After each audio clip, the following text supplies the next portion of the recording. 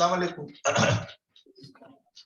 Mentors, practical competence, mentorship, cognitive complexity, interpersonal competence, intrapersonal development. तो आइए हम लोग चलते हैं, पहले ये बात करते हैं कि मेंटरशिप होता क्या है, व्हाट इज मेंटरिंग। तो mentoring is different from giving advice. Advice जो है it's a short term process, जहाँ पे हमारा फोकस ये होता है कि हम इंफॉर्मेशन दे, हम गाइडेंस दे एक लर्नर को। लेकिन मेंटरिंग एक लॉन्ग टर्म रिलेशनशिप है, जिसमें हम वन टू वन रिलेशनशिप बनाते हैं अपने क्लाइंट के साथ, अपने स्टूडेंट के साथ। और ये इंफॉर्मेशन देने से आगे का एक प्रोसेस है, जिसमें सजेशंस है। डिसीजन मेकिंग के लिए जो सजेशन दिया जाता है वो मेंटरिंग में हम उसको ले सकते हैं। एडवाइजिंग तो ये है कि आप फोन पे किसी से एडवाइस ले लो, आप वेबसाइट से किसी से, गूगल से एडवाइस ले लो, आप यूट्यूब पे कोई वीडियो देख के एडवाइस ले लो। But mentoring is help you in decision making, in solving a crisis, in give you advice in such a way that you can choose between different types of options available. तो ये mentoring होता है। तो अब आपने देखा mentoring एक complex process है, जिसमें एक काउंसलर, एक टीचर और एक मेंटर अपने स्टूडेंट के को सपोर्ट करता है, which is a mutual enhancement of critically reflective and for independent thinking। मतलब इसमें आपको उसको फिश नहीं देना है, आपको उसको बताना है कि हाउ टू फिश, ताकि वो लॉन्ग टर्म अपनी थिंकिंग के साथ, अपने क्रिटिकल अप्रोच के साथ डिसीजन मेकिंग कर सके। ये अप्रोच थोड़ा सा मुश्किल है। काउंसलिंग का ये एस्पेक्ट जो मेंटरिंग तक जाता है, ये इसको सीखना पड़ता है, या इसके लिए एक्सपीरियंस चाहिए, या इसके लिए रीडिंग चाहिए, इसके लिए लोगों के साथ बहुत अच्छे रिलेशनशिप चाहिए, ट्रैवल एक्सपीरियंस चाहिए, इंस्टीट्यूट के बारे में इंफॉर्मेशन चाहिए, कोर्सेज के बारे में इंफॉर्मेशन चाहिए। फ्यूचर में जो कोर्सेस आने वाले हैं, मतलब अगले 30 सालों में, अगले 50 सालों में जो सिनेरियो वर्ल्ड का बदलेगा, जो नए कोर्सेस आएंगे, जो नई टेक्नोलॉजी आएगी, जो इलेक्ट्रिक कार आएगी, जो क्लाउड कंप्यूटिंग आएगा, जो डेटा साइंस में एडवांसमेंट होगा, वो सारी चीजें जानना, उनका एक विजन आपके पास रहना, ये भी मेंटरिंग में हम शामिल कर सकते हैं। दूसरे, मेंटरिंग एक क्लोज रिलेशनशिप है, एक इंडिविजुअलाइज रिलेशनशिप है, जिसमें एक स्टूडेंट और एक हमारा फैकल्टी मेंबर इतना क्लोज रिलेशनशिप उसके साथ रखता है कि वो उससे कोई बात शेयर कर सके, वो उससे किसी भी वक्त एडवाइस ले सके और वो उसको सही मशवरा दे सके। तो ये जो कनेक्शन है मेंटर का, एडवाइजर का, ये थोड़ा सा अलग है। एडवाइजर्स मेंटर्स नहीं हो सकते, मेंटर एडवाइजर हो सकते हैं, लेकिन मेंटरशिप थोड़ी सी अपर लेवल पर है, जहाँ पे हमको एडवाइस से ज्यादा डिसीजन मेकिंग में हेल्प करना पड़ता है। फिर जैसे आप देख रहे हैं यहाँ लिखा है, it is important to note that mentoring involves a constellation of activities that goes beyond advice. तो एक प्रोजेक्ट है, एक उसका एक प्रॉब्लम है बच्चे का, उस प्रॉब्लम को लेके आप कैसे डील करते हैं, आप कैसे आगे बढ़ते हैं, आप कैसे उसको मशवरा देते हैं। तो इसमें भी हमारे पास काउंसलिंग की जो 2-3 टाइप है, जिसमें हमारे पास फॉर्मेटिव काउंसलिंग सेटअप होता है, जिसमें हम टेस्टिंग करते हैं, जिसमें हम अलग अलग टाइप के टेस्ट करके रिजल्ट लाते हैं, उनको कोलैबोरेट करके एक नतीजे पर पहुंचते हैं, और जो रिजल्ट हमको आता है उसके बेसिस पे साइंटिफिक काउंसलिंग होती है। ये फॉर्मल काउंसलिंग है, फॉर्मेटिव काउंसलिंग है। एक दूसरी काउंसलिंग होती है जो इनफॉर्मल होती है, जिसमें ये होता है कि हम टेस्टिंग नहीं करते हैं, बच्चा आया तो उसको सीधा देखकर हमने एडवाइस कर दिया। वो उस बिना पर होता है कि आपको बच्चे का एरिया पता है कि वो दिल्ली रहता है, वो कहीं पे गाजियाबाद में रह रहा है, वो नोएडा में रहता है, वो लखनऊ में रहता है। तो उस बच्चे के आसपास कौन से कॉलेज है, उसके आसपास कौन से प्रोसेस, कौन से प्रोफेशन फल फूल रहे हैं, और वो जिस माशरे में, जिस सोसाइटी में उठता बैठता है, उसका बैकग्राउंड क्या है, उस बच्चे की आपका अपना फैमिली बैकग्राउंड क्या है, ये चीजें देखना बहुत जरूरी है। उसके बाद हम ये देखते हैं कि बच्चे का इंटरेस्ट क्या बोल रहा है। कभी कभी ये होता है कि हमारा काउंसलर एक ऐसी एडवाइस दे देता है जो बच्चे की उससे कैपेसिटी से बाहर हो। अब एक बच्चा समझे मीरठ के एक इलाके में रह रहा है, गरीब बच्चा है, जहाँ पे वो गन्ने का रस निकालते हुए देखता है, गुड़ बनते हुए देख रहा है, जहाँ पे फसल उग रही है वो देख रहा है, जहाँ पर कैंचिया बन रही है, चाकू बन रहे हैं, वो उस प्रोफेशन को देख रहा है और आपने उसको ऐसा एडवाइस कर दिया कि तू बेटा तू पायलट बन जा, तो बच्चे के पास ना कैपेसिटी है, ना रिसोर्सेस है, ना उतना बड़ा सोचने की उसकी ताकत है। तो एडवाइस देते वक्त उसके हालात का जायजा लेना और उसकी सिचुएशन को समझना बहुत जरूरी है, और उसका जो बैकग्राउंड रहा है, फैमिली बैकग्राउंड, उसको भी देखना बहुत जरूरी होता है। 1000 में एक बच्चा एक आध ऐसा होता है जो बिल्कुल अलग चीज सोचता है। मेरठ में हमारा एक स्टूडेंट है जिसने डिजाइनिंग में करियर किया, वो बुक डिजाइनिंग में था, लेकिन फिर ऐसा करियर बनाने के लिए बहुत स्ट्रगल करना पड़ता है। वो बच्चा 5 साल बम्बई में रहा, बहुत स्ट्रगल किया, एक गरीब फैमिली से था, जॉब नहीं था, खाने के लिए पैसे नहीं थे, फिर बेचारे ने कैसे कैसे करके अपने आप को स्टेब्लिश किया। आज वो एक बड़ा नामचीन बुक डिजाइनर है। तो अगर ऐसा पैशन आप देखते हैं कि बच्चा एनी हाउ कुछ करने के लिए तैयार है, तो उसकी मेंटरशिप अलग होती है। लेकिन आप देखते हैं कि एक एवरेज स्टूडेंट है, एवरेज इंटेलिजेंस है, आप जो गाइड करेंगे वही बात करेगा, तो उसके लिए आपको बहुत सेट जो है काउंसलिंग नॉर्म्स उसको फॉलो करना चाहिए। इसके बाद आप देखेंगे कि मेंटरिंग में ये भी आता है कि जो असिस्टिंग और सपोर्टिंग की जो वे होती है, दूसरी जो तरीके होते हैं स्टूडेंट को, उसको कैसे आप बढ़ते हैं करियर में, उसको कैसे एडवाइस करें, उसको इंफॉर्मेशन की जरूरत है, उसको गाइडेंस की जरूरत है, उसको मेंटरिंग की जरूरत है, ये आपको डिसाइड करना पड़ेगा। कौन सा बच्चा आपके पास क्या जरूरत लेकर आया है। कभी कभी बच्चे अनडिसिसिव आते हैं, वो आपके पास क्यों आते हैं उनको भी पता नहीं होता। मेरे पास बच्चे आते हैं किसी और काम के लिए और मैं कोई और एडवाइस देता हूँ, क्योंकि मुझे पता चलता है कि इसका मसला तो है ये है ही नहीं जो ये डिस्कस कर रहे हैं। अक्सर ये होता है कि जब पेरेंट्स आपके पास अप्रोच करते हैं, याद रखिए इस बात को, बगैर स्टूडेंट के, तो उनके जहन में एक करियर होता है और वो चाहते हैं कि आप बच्चे को वही एडवाइस दें जो पेरेंट्स चाहते हैं, खास तौर से लड़कियों के ताल्लुक से, कि वो आपसे कहेंगे कि सर 2-3 साल का एक ऐसा डिप्लोमा बता दो, 3 साल बाद उसकी शादी कर दी है, ज्यादा लंबा कुछ मत बताओ, मेडिकल इंजीनियरिंग मत बताओ, ये बात वो लोग करते हैं। या फिर पेरेंट्स ये बात करेंगे कि वो हमारे घर के बाजू में एक कॉलेज है, वही एडमिशन हो जाए, उसकी आप काउंसलिंग कर दो। जब पेरेंट्स बगैर स्टूडेंट के आते हैं, लेकिन जब वो स्टूडेंट आता है अकेला, तो ये सोचता है कि उसके क्या एम्बिशन है, उसकी क्या ख्वाहिशात है, उसका इंटरेस्ट क्या है, उसका एटीट्यूड एप्टीट्यूड क्या है, उसके मुताबिक वो आपसे एडवाइस लेता है। लेकिन जब पेरेंट्स और चाइल्ड दोनों आते हैं, तो सबसे हेल्दी रिलेशनशिप, जिसमें वो दोनों एक दूसरे से कंसल्ट करके आते हैं कि काउंसलर की प्रोफेशनल हेल्प हमको लेना है। उसमें पेरेंट्स और चाइल्ड और आप ये जो ट्रायंगल है, इसमें कोलैबोरेशन होता है, कॉपरेशन होता है। इसमें मेंटरशिप भी आसान होती है, इसमें गाइडेंस भी आसान होता है, और इसमें फेलियर का खदशा कम होता है। मेंटरशिप के कुछ फैसेट्स होते हैं जिसमें आप देखेंगे कि mentorship are enduring personal relationship, बगैर पर्सनल रिलेशनशिप के मेंटरिंग नहीं होती है। किसी को आप मेंटरिंग कर रहे हैं, किसी को आप जिसके दिन और रात को आप ट्रेन कर रहे हैं, जिसको आप फ्यूचर गाइडेंस दे रहे हैं, भले वो किसी भी तरीके का गाइडेंस हो, करियर गाइडेंस हो, वर्क प्लेस गाइडेंस हो, जॉब रिलेटेड गाइडेंस हो, मैरिज काउंसलिंग हो, या साइकोलॉजिकल काउंसलिंग हो, इसमें पर्सनल रिलेशनशिप बहुत इंपॉर्टेंट है। और मेंटरशिप एक रेसिप्रोकल रिलेशनशिप है, मतलब ये कि दोनों साइड से चलती है। आप जैसा रिलेशन रखेंगे वैसा काउंसलर, वैसे स्टूडेंट आपसे बात करेगा, वैसा आपके साथ उसका रिलेशनशिप होगा। मेंटर एक ग्रेटर अचीवमेंट और एक्सपीरियंस डेमोन्स्ट्रेट करता है। मतलब बच्चे जब मेरे पास आते हैं तो मैं उनको बताता हूँ कि भाई मैंने क्या किया है। उससे फायदा ये होता है कि बच्चे आपसे मुतासिर होते हैं।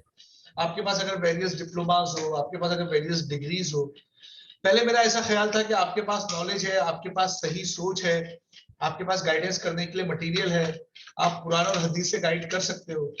लेकिन मैंने देखा कि बच्चे मुतासिर नहीं होते क्योंकि आपके पास वो डिग्री नहीं है, आपने अपने करियर में कोई अचीवमेंट नहीं किया है, और आपका कोई उसमें बड़ा रोल नहीं है, आपका कोई अचीवमेंट नहीं है। तो जब तक आपका अचीवमेंट लेवल नहीं होगा, जब तक आपके पास खुद की कोई कामयाबी की स्टोरी नहीं होगी, लोग आपसे मुतासिर नहीं होंगे।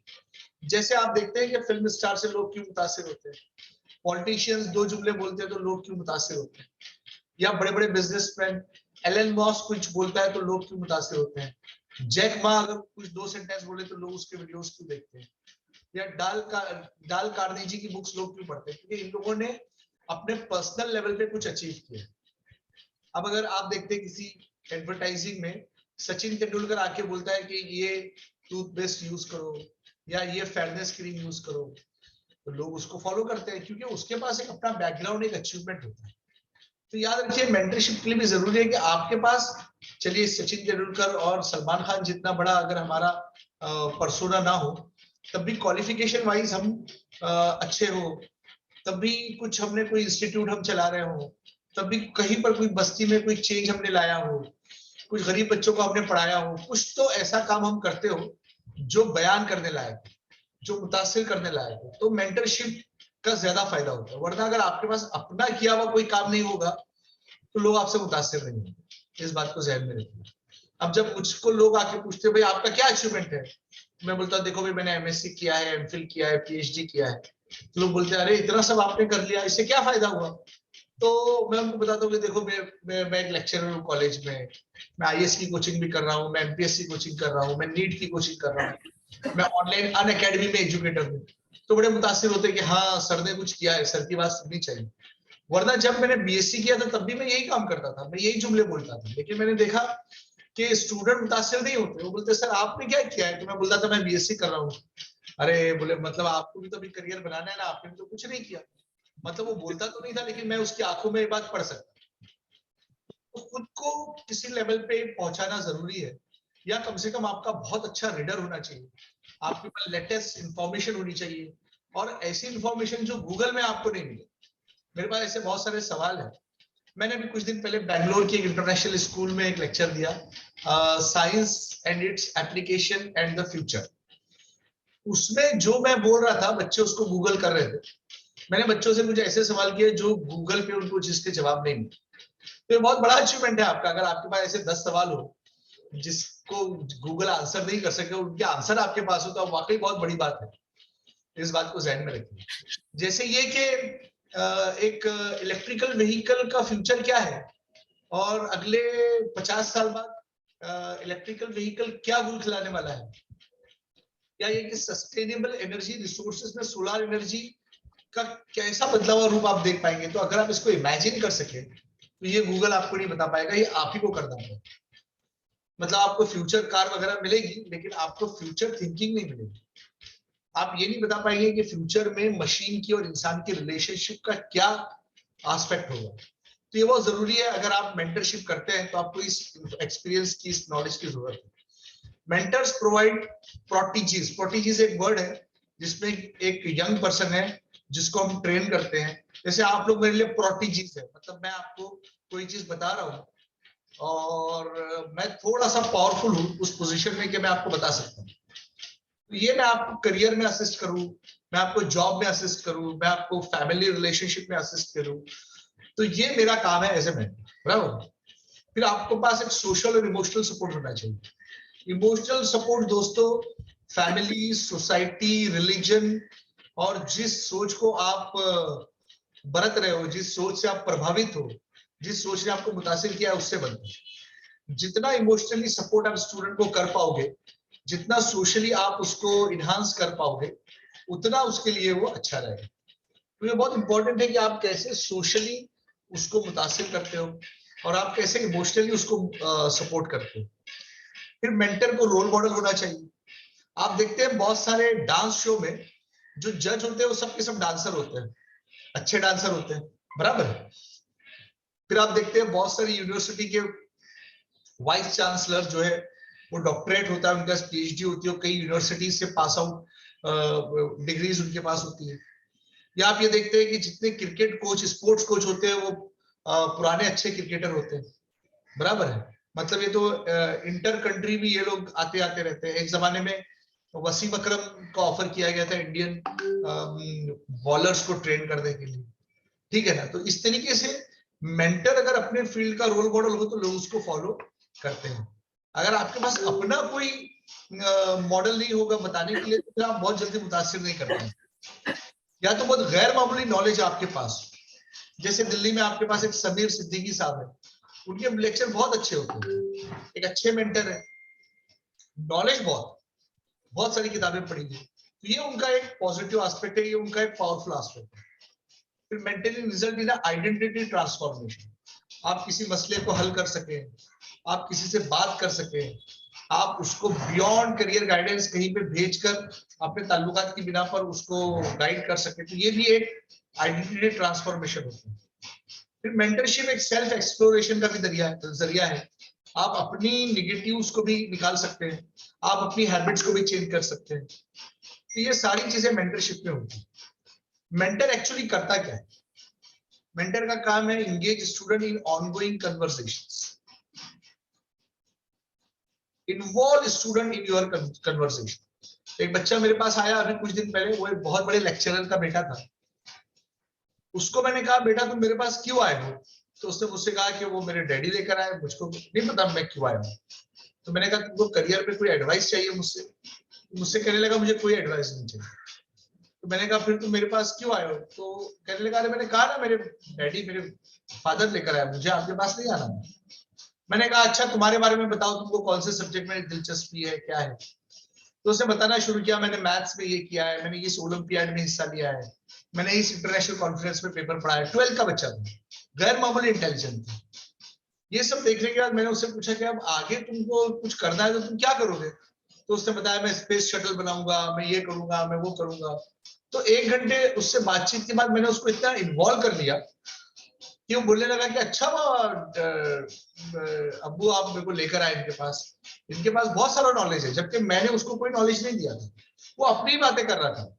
मैंने ये महसूस किया कि उसको सिर्फ सुनना जरूरी था, और उसके पेरेंट्स या उसको जो पुराने काउंसलर मिले वो उसको सुनते नहीं थे, उसको एडवाइस देते रहते। मैंने 1 घंटा उसको सुना और कोई एडवाइस नहीं दी। उसी ने मुझसे सवाल पूछा थे कि मैं क्या करूं, आपकी क्या राय है? तो मैंने कहा बेटा मुझे लगता है तुमको ऐसा करना चाहिए, फिर तुम सोचो और मुझको बताओ। तो उसको बहुत खुशी हुई कि तुम मुझको भी स्पेस दे रहे हैं, मुझसे भी बात कर रहे हैं, मेरी राय को भी अहमियत दे रहे हैं। तो जो ऑनगोइंग कन्वर्सेशन है, अगर उसमें आपका स्टूडेंट पार्ट नहीं ले रहा है तो उसको कैसे आपको टॉकेटिव बनाना है, ये बहुत इंपॉर्टेंट है। Provide constructive support and feedback. मतलब आपको ये नहीं बोलना चाहिए कि ये अगर तूने ये कोर्स नहीं किया तो तेरी जिंदगी बेकार है, और तू तो किसी काम का नहीं है, और उस इलाके के लोग तो बस निकम्मे रहते हैं, और तेरे खानदान में कोई पढ़ा लिखा है क्या, और तेरी माँ क्वालिफाइड है कि तेरे अब्बा कुछ पढ़ते हैं। मतलब ऐसे सवाल ना करे जो उसको ह्यूमिलिएट करे, या ऐसी कोई बात नहीं करे जिससे उसका दिल दुखे। फिर इसमें इंकरेजमेंट और सपोर्ट प्रोवाइड करना बहुत बड़ा काम है कि आप उसका फोन उठाएं। देखिए आप लोग जो काम कर रहे हैं, हम लोग जो काम कर रहे हैं, इसमें बहुत जरूरी है कि आधी रात को फोन आता है तो आपको उठाना पड़ेगा। ये जिम्मेदारी आपने खुद कबूल की।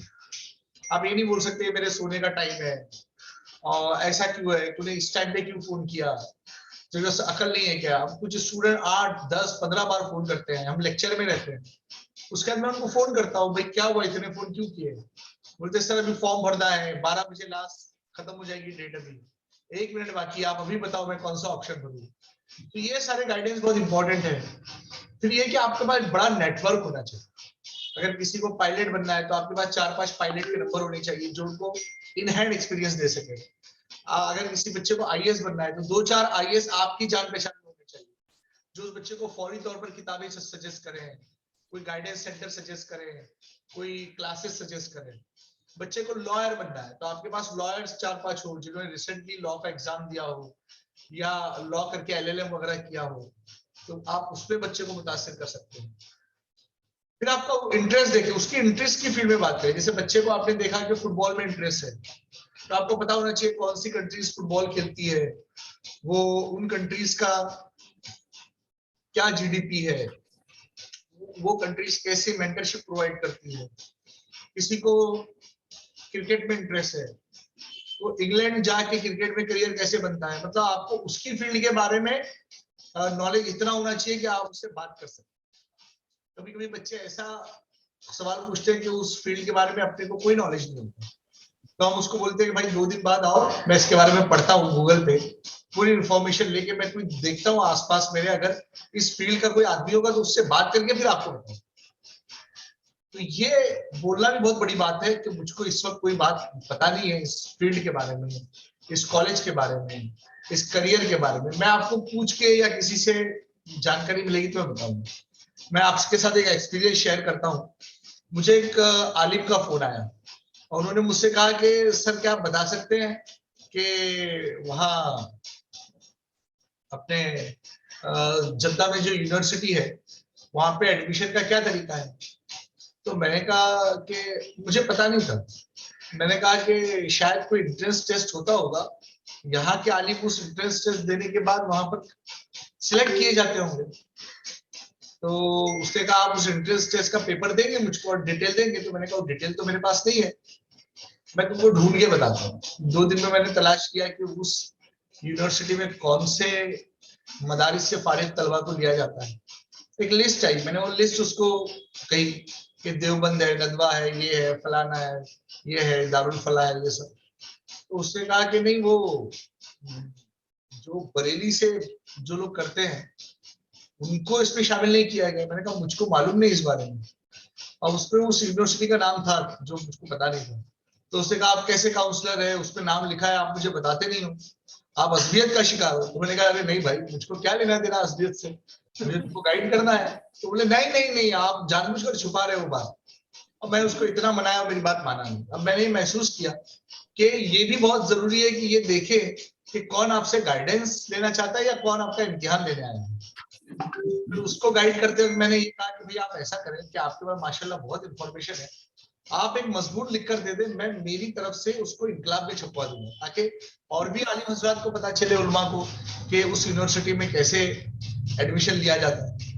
तब जाके उसका गुस्सा ठंडा हो। तो कुछ लोग क्या होते हैं कि आपका इम्तिहान लेते हैं कि भाई आपको कितना पता है, आप किसी फील्ड के बारे में कितना जानते हैं।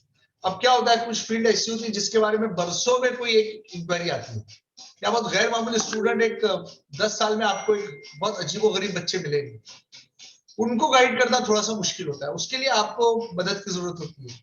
अब ऐसे बच्चों में मैं आमिर सर की मदद लेता हूँ, नजम सर की मदद लेता हूँ, या ये कि जो मेंटर्स हैं अपने उनसे पूछता हूँ, या आउट ऑफ इंडिया जो अपने दोस्त काम कर रहे हैं उनसे पूछता हूँ कि भाई इस फील्ड में कोई है क्या।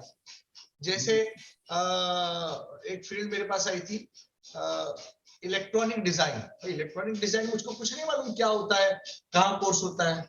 एक बच्चे को इलेक्ट्रॉनिक डिजाइनिंग में एमई करना था, मतलब मास्टर्स करना था, वो इंजीनियरिंग कर चुका था, इलेक्ट्रिकल इंजीनियरिंग। पूरी दुनिया तलाश करने का, तो हमने पता किया कि यूके में इलेक्ट्रॉनिक डिजाइन में मास्टर्स होता है और उसकी इतनी फीस होती है। वो बच्चा गया, पूरी इंफॉर्मेशन मेरे से लेकर गया, जबकि मुझे उस फील्ड के बारे में नहीं पता था। मैंने खूब इंफॉर्मेशन हासिल की। तो ये जरूरी है कि आप थोड़ा सा टाइम ले और फिर उस फील्ड के बारे में, क्योंकि अब फील्ड बहुत जल्दी जल्दी बदल रही है।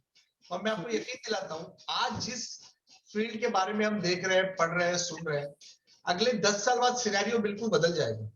क्योंकि जिस हिसाब से आर्टिफिशियल इंटेलिजेंस, जिस हिसाब से cloud computing, mobile computing, sustainable development, environmental engineering, solid waste management आगे काम कर रहा है, अगले 10-15 सालों में सिनेरियो बहुत तेजी से बदल जाए। फिर उसके बाद ये कि ट्रीट स्टूडेंट्स विद रिस्पेक्ट। अगर आपने स्टूडेंट को रिस्पेक्ट दिया तो बच्चे बार बार आपके पास आएंगे, लाइफ टाइम आपके साथ रहेंगे। अगर आपने उनको रिस्पेक्ट नहीं दी, जैसे एक बच्चा मेरे पास आया, मैंने देखा उसमें एमबीए का इंटरेस्ट नहीं है, लेकिन उसको एमबीए करना है। मैंने कहा बेटा देख, सब करना तो एमबीए मत कर लेना, तेरा उसमें इंटरेस्ट नहीं है एमबीए मार्केटिंग। उसने कर लिया, मैंने उससे कुछ नहीं कहा। उसको जॉब नहीं मिला, वो मेरे पास फिर आया कि सर मेरे पास तो जॉब नहीं है, मैं तो इंटरव्यू में फेल हो जाता हूँ। मैंने कहा बेटा मैंने तुमसे कहा था कि तुम्हारा ये पैशन नहीं कर सकते। फिर बाद में बहुत रोया मेरे पास, माफी वाफी मांगा। मैंने उसको किसी के सामने ह्यूमिलेट नहीं किया। ऐसे बच्चों को अब मैं अकेले दरवाजा बंद करके बात करता हूँ, ताकि उनको ये नहीं लगे कि हमारी बेइज्जती हो रही है, हमारी नाकामियों पे हमको टोका जा रहा है। तो रिस्पेक्ट से ट्रीट करना बहुत इंपॉर्टेंट, और एक पर्सनल टच देना कि भाई बच्चे को क्या करना है, कैसे आगे बढ़ना है, और कितना इमोशनली आप उसको इन्वॉल्व कर सकते हैं। अच्छा देखिए, मेंटरिंग में क्या होता है कि हम इसको प्रोफेशनल लर्निंग एक्सपीरियंस भी इसमें हमारे पास होता है। हम प्रोफेशनली इसमें बहुत सारी चीजें कर सकते हैं। जैसे मेंटर या तो टीचर होता है, टीचिंग में होता है, या तो प्रोफेशनल या पर्सनल डेवलपमेंट कंसल्टेंट होता है, जैसे मैं करता हूँ। लोग मेरे पास आते हैं बिहेवियर चेंज के लिए। अभी दरमियान में एक बड़ी बैंक है, उस बैंक के सारे स्टेक होल्डर में आपस में झगड़ा हुआ, तो they are not able to resolve it, तो उन्होंने मुझको बुलाया। अच्छा मजे की बात है कि मैंने किया कुछ नहीं, मैंने सिर्फ उनसे मतलब वर्कशॉप की शुरुआत में बात पूछी कि भाई किन मसाइल पे आप लोगों की आपस में बनती नहीं है। तो वो लोग बोलने लगे, उनका झगड़ा हुआ। 3 घंटे के बहुत ही एक्सटेंसिव झगड़ालू सेशन के बाद उन्होंने ये तय किया कि यार हमें आपस में तो कोई झगड़ा ही नहीं है, हमारा तो झगड़ा प्रोफेशनल वर्क रिलेटेड है, और प्रोफेशनल अप्रोच ना होने की वजह से हमें झगड़े हो गए। मतलब ये कि किसी मसले का कॉज भी अगर आपने पता करके दे दिया तब भी आप प्रोफेशनल डेवलपमेंट में बड़ा काम करते हैं। उसमें मेरा रोल ये था कि मुझे सिर्फ डिस्कशन को इनहांस करना था। My job is to allow them to speak with each other and to resolve conflict. I am not going to resolve conflict with my solution. ठीक है, फिर एक थीसिस डिसर्टेशन एडवाइजर होते हैं जो पीएचडी करवाते हैं, स्किल डेवलपमेंट कंसल्टेंट होते हैं जो इमोशनल टच देते हैं, जो स्किल डेवलपमेंट के बारे में बात करते हैं, करियर कंसल्टेंट होते हैं मेंटर्स, कंस्ट्रक्टिव और सपोर्टिव फीडबैक देते हैं। कुछ लोगों का नेटवर्क बहुत बड़ा होता है और मल्टीपल नेटवर्क्स होते हैं। जैसे अब हमारे पास इतने सारे मल्टीपल नेटवर्क्स हो गए कि आप आर्किटेक्चर बोले तो एक लाइन है हमारे पास कि ये आर्किटेक्चर मस्जिद का, ये आर्किटेक्चर बिल्डिंग का, ये आर्किटेक्चर ब्रिज का, ये आर्किटेक्चर डिजाइनर, ये वगैरह इस तरीके से सिविल डिजाइनर। आईटी में 50 फील्ड होगी, तो आईटी में सॉफ्टवेयर इंजीनियर अलग है, हार्डवेयर का टॉपिक अलग है, क्लाउड कंप्यूटिंग अलग है, सॉफ्टवेयर टेस्टिंग अलग है, सॉफ्टवेयर डिजाइनिंग अलग है। तो सॉफ्टवेयर में 50 फील्ड आ गई है। अच्छा, इसके बाद ये जो मेंटरिंग कॉन्टेक्स्ट है, इसमें आपको अपने बारे में क्या जानना चाहिए, आपके पास अपना विजन होना चाहिए कि मुझे आगे चल के करना क्या है, मेरा इंप्रेशन एट लास्ट क्या होना चाहिए। ये आप प्रोफेशनली जॉब में भी कर सकते हैं और ये आप अपने खुद के लिए भी कर सकते हैं। मतलब जैसे मैंने यहाँ सवाल पूछे हैं कि what kind of mentoring did I receive, मुझको किसने गाइड किया, कैसे गाइड किया, या मुझे गाइड नहीं किया गया। जैसे अगर मुझे अच्छे टीचर नहीं मिले तो मैं अच्छा टीचर बनने की कोशिश करूंगा। मैंने देखा सोसाइटी में मेंटर्स की कमी है तो मैंने मेंटर बनने की कोशिश की। दूसरे, what did I find helpful and unhelpful about the mentoring I receive, मतलब मुझको अगर किसी ने मेंटर किया था तो उसके पॉजिटिव और नेगेटिव एस्पेक्ट क्या रहे, और how would I apply this mentoring technique to the student coming to meet in present scenario। आज मेरे पास जो बच्चे आ रहे हैं उनके लिए मेरे पास क्या है। How did my mentor help me to progress developmentally through my graduate program, मतलब जब मैंने स्कूलिंग की, ग्रेजुएशन किया, जो भी किया, तो मेरे मेंटर से मुझको कैसे ट्रीट किया। आपके लिए एक्सरसाइज है, जिन लोगों ने आपकी जिंदगी में गैर मामूली योगदान दिया है आप उनकी एक लिस्ट बनाए। आप देखेंगे कि उसमें बहुत बड़े बड़े नाम नहीं आते, उसमें आपके फादर का नाम आएगा, मदर का नाम आएगा, चाचा का नाम आएगा, पड़ोसी का नाम आएगा, एक प्राइमरी के टीचर का नाम आएगा। उसमें आपके पास मतलब शाहरुख खान, सलमान खान और एलन मॉस नहीं आएंगे। ये इसलिए होता है कि हमारी लाइफ को जो लोग टच करते हैं वो हमारे आसपास ही होते हैं। अक्सर लोग अपने आसपास के माहौल से मुतासिर होते हैं। बड़े बड़े जो मेंटर्स हैं जिनके यूट्यूब वीडियोस आप देखते हैं, उनसे मुतासिर होने के लिए बहुत ज्यादा पैशन और बहुत ज्यादा हार्डवर्क चाहिए, क्योंकि मेंटरिंग अब एक बिजनेस है जो लोग यूट्यूब पे चला रहे हैं, और मोटिवेशन एक धंधा बन गया है जिसमें लोग ऐसा अनरियलिस्टिक मोटिवेशन देते हैं जो एक्चुअली पॉसिबल नहीं। दरअसल वो अपनी टीआरपी बढ़ा रहे होते हैं, इस बात को याद रखिए। मैं नाम नहीं लेता, लेकिन मेरे जहन में नाम ऐसे आ रहे हैं जो यूट्यूब पे बहुत सक्रिय है और बहुत उनके लेक्चर्स होते हैं, जबकि उनका खुद का कोई ऐसा अचीवमेंट लाइफ में नहीं होता। दूसरे ये कि how do the people and challenges in my field today different from when I was in my school। मतलब ये कि वो challenges अलग थे। जब हम लोग नहीं बार बार बोलते हैं कि जब मैं पढ़ता था तो मैं 10 किलोमीटर साइकिल पे जाता था। मैं भी ये बात बोलता हूँ, मैंने भी साइकिल पे बहुत सफर किया है। फिर मैं कहता हूँ कि मेरे पास खाने को पैसे नहीं थे तो मैंने चाय पी और बिस्किट खाया। असल में ये सारी बातें आज रिलेवेंट नहीं है। हाँ, ये बात ठीक है कि आपको आपका माजी याद रहना चाहिए, लेकिन बार बार उसको अपने स्टूडेंट के सामने दोहराना और ये बताना कि तुम तो नहीं कर सकते जो तकलीफें हमने उठाई, ये असल में एक तरह का डिप्रेसिव लेवल है। वो स्ट्रगल जो हमने की वो आज इनवैलिड है। आज बच्चा साइकिल पे शौकिया सफर करता है, उस वक्त साइकिल पे हमने मजबूरी में सफर किया था। बराबर है। आप देखिए, मुझे व्हाट्सएप पे एक मैसेज आया था कि पुराने जमाने में जितने रिच लोग थे उनके पास ऐसी सहूलतें होती थी जो आज जिंदगी की बेसिक नीड्स है।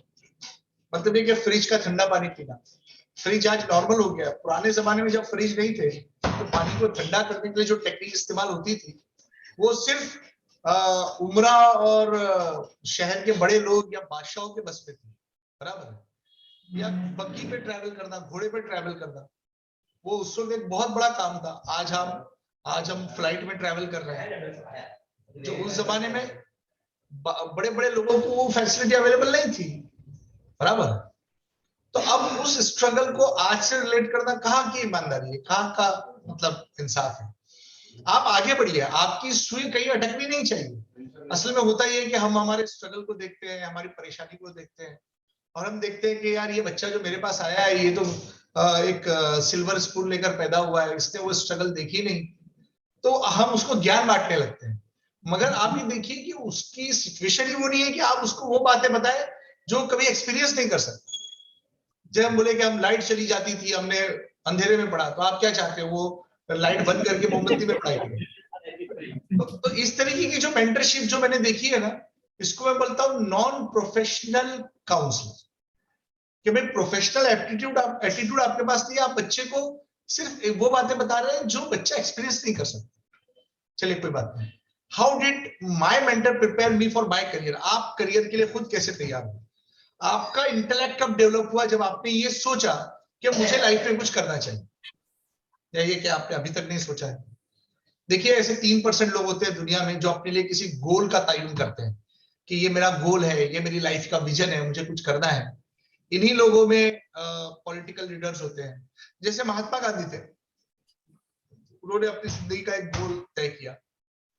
जैसे अबुल कलाम आजाद थे, जैसे पंडित नेहरू थे, जिन्होंने आईआईटी की बुनियाद डाली, एम्स की बुनियाद डाली। ये फ्यूचरिस्टिक विजन रखने वाले लोग थे, जिन्होंने भारत के निर्माण में एक बड़ा योगदान दिया। तो ऐसे फ्यूचरिस्टिक लोग हर फील्ड में होते हैं। तो आपका फ्यूचर विजन क्या है? हो सकता है आपका फ्यूचर विजन आपको उम्र के 50वें साल में मिले। कुछ लोग 70 साल होने के बाद ये आके हमको बोलते हैं, यार जिंदगी भर मैंने कुरान नहीं पढ़ा, मैं चाहता हूँ तर्जुमे से कुरान पढ़ूं। 70 साल की उम्र। मेरे पास वाकई में हमारे एक साहब है जो अब कुरान पढ़ रहे हैं मानी के साथ। पूरी उम्र चलेगी, 80-90 साल की उम्र होगी। लेकिन मेरा काम उनको डिस्करेज करना नहीं है कि उम्र तो सारी कटी उम्र इश्क बुता में मोमिन। मेरा काम यह है कि मैं उसको गाइड करूं कि सही देर आए दुरुस्त आए, आप आगे बढ़ो। तो मेंटरशिप का मतलब यह है कि आपको लोग फोन करें और आपसे एडवाइस ले। अच्छा, मजे की बात यह होती है कि आमिर सर वगैरह, सलीमुल्लाह खान साहब जानते हैं कि जब हम गाइडेंस करते हैं तो हमसे ज्यादा उम्र के लोग हमसे गाइडेंस लेते हैं। मतलब उन्होंने जो एक्सपीरियंस ले लिया वो आज हम ले रहे हैं। हमारी आने वाली नस्ल अगले 5 सालों में उतनी तजुर्बेकार हो जाएगी जितना हमने 25 साल में नहीं किया। क्योंकि उनके हाथ में क्या है? उनके हाथ में मोबाइल। मोबाइल जो है दुनिया का इतना एक्सपीरियंस देता है, अगर उसका सही इस्तेमाल किया जाए तो उससे बड़ी रहमत कोई नहीं। यूट्यूब, गूगल, मोबाइल से बड़ी रहमत कोई नहीं अगर आपको उसका इस्तेमाल पता है। तो इन सारे क्वेश्चन के आंसर अगर आप देंगे ना तो आपको पता चलेगा कि हम कैसा विजन देना चाहते हैं। और अगर आपका विजन नहीं है तो भी घबराइए मत। आप जिन लोगों के विजन से मुत्तफिक है उस विजन पे काम कीजिए। मतलब मैं चाह रहा हूं कि आप भी अपना एक 5 साल का गोल बनाइए कि अगले 5 साल में मैं अपने आप को कहां देखना चाहता हूं।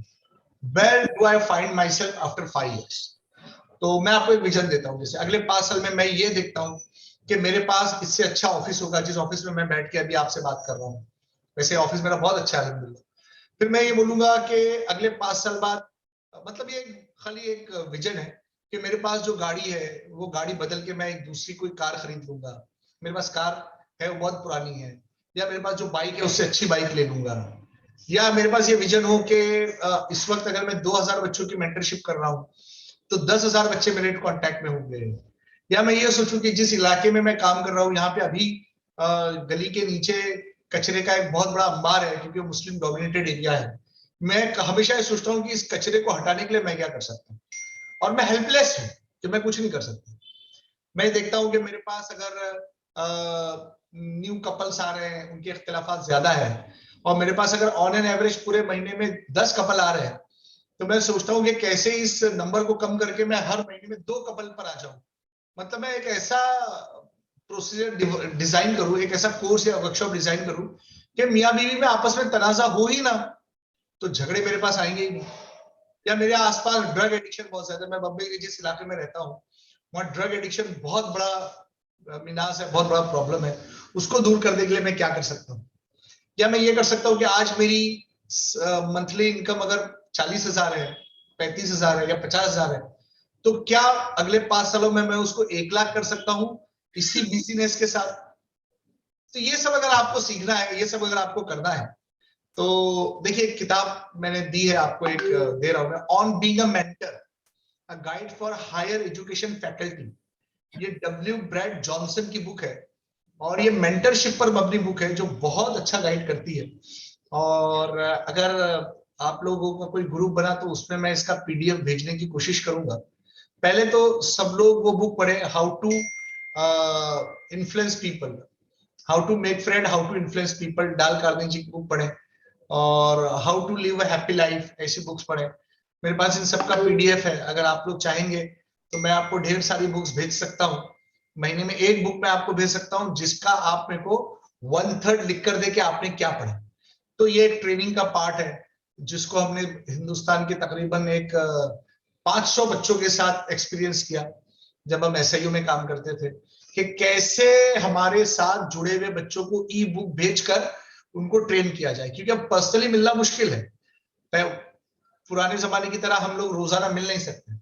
तो अब ये हो सकता है कि हम ऑनलाइन मिले, हमारी बुक आपको भेजे, या कोई आपको जैसे हार्वर्ड बिजनेस रिव्यू हर महीने मेरे पास आता है, वो मेंटरशिप पर ही मुबनी है। वो आपको बताता है कि लिसनिंग स्किल्स कैसी होनी चाहिए, वो आपको बताता है कि मेंटरिंग स्किल्स में आपके पास क्या होना चाहिए। जैसे जिस वक्त मैं ये तकरीर तैयार कर रहा था तो मुझको एक साहब ने एक भेजा कि अब ये तरीका चला है कि कंटेंट 10% हो, मोटिवेशन 70% हो और एक्टिविटी 30%। पहले ये होता था कि 80% कंटेंट हम देते थे, बहुत बोलते थे, बहुत हेवी पीपीटी होती थी, बहुत सारा लिखा होता था। अब बड़े बड़े आप कॉन्फ्रेंसेस पे जाइए, बड़े बड़े मतलब कॉर्पोरेट मीटिंग में जाइए, तो मैं देखता हूं कि पीपीटी के नाम पर एक एप्पल पीपीटी पे बना है और बस वो पूरा 2 घंटा स्पीच दे रहा है। या कोई एक घोड़े की तस्वीर बनी है, या कोई एक एब्स्ट्रैक्ट आर्ट बना हुआ है। मतलब अब वो जमाना गया जब बहुत हेवी पीपीटी बनती थी, बहुत सारे इलस्ट्रेशन बनते थे, बहुत कलरफुल पीपीटीज होती थी और लोग घंटों तकरीर करते थे। अब जितना कम बोलो उतना अच्छा, जितना ज्यादा एक्टिविटी दो उतना अच्छा, जितना आप पार्टिसिपेंट्स को बोलने के लिए दो वो ज्यादा बेहतर। तो अपनी इन्हीं बातों पर अमल करते हुए मैं एक अच्छे मेंटर की तरह तकरीबन 20 से 25 मिनट में बोल चुका, अपनी बात को समेटता हूँ और मैं समझता हूँ कि ये बातें आपके लिए यूजफुल साबित होगी। और अगर आपके कुछ सवाल होंगे तो मैं वेलकम करूंगा, और मजीद अगर इसमें कोई एक्सप्लेनेशन चाहिए, क्योंकि दोस्तों मैंने बताया ना कि ये इसी पीपीटी पर 3 घंटे का पूरा वर्कशॉप है जिसमें बहुत सारी एक्टिविटीज है। अब मैं कुछ सेट ऑफ क्वेश्चंस आपको दे सकता हूँ, लेकिन अब इस सेटअप में उसको डील करना थोड़ा मुश्किल है, जबकि मैं आपको बराबर देख भी नहीं पा रहा हूँ, मतलब आप लोग मेरे सामने इनविजिबल है। तो उस सूरत हाल में ये मुश्किल है, लेकिन फ्यूचर में कोई चीज डिजाइन की जा सकती है जिसमें महीने में एक बार, 2 महीने में एक बार हम लोग किसी कोई टेस्टिंग सीख ले, कोई एक स्किल पर हम बात कर ले, कोई एक नई चीज हमारे सामने आ जाए, कोई एक नए मौजू पर आधा घंटा हम लोग हमारे थॉट्स को आदान प्रदान कर दे, टॉपिक तय हो। जैसे मैं ग्रुप में हूं जिसमें हर हफ्ते एक टॉपिक तय किया जाता है, उस टॉपिक पे सारे लोग पढ़कर आते हैं और बात करते हैं, और वो टॉपिक कुरान हदीस नहीं होता, वो टॉपिक दुनिया के दूसरे मामलात होते हैं। So it's necessary that how you can develop yourself with new knowledge, with new domain of technology and with new sets of skills. बहुत बहुत शुक्रिया, आपने मुझे बोलने का मौका दिया और आप जैसी बेहतरीन ऑडियंस के सामने मुझे अपने ख्यालात रखने का एजाज हासिल हुआ। बहुत बहुत शुक्रिया।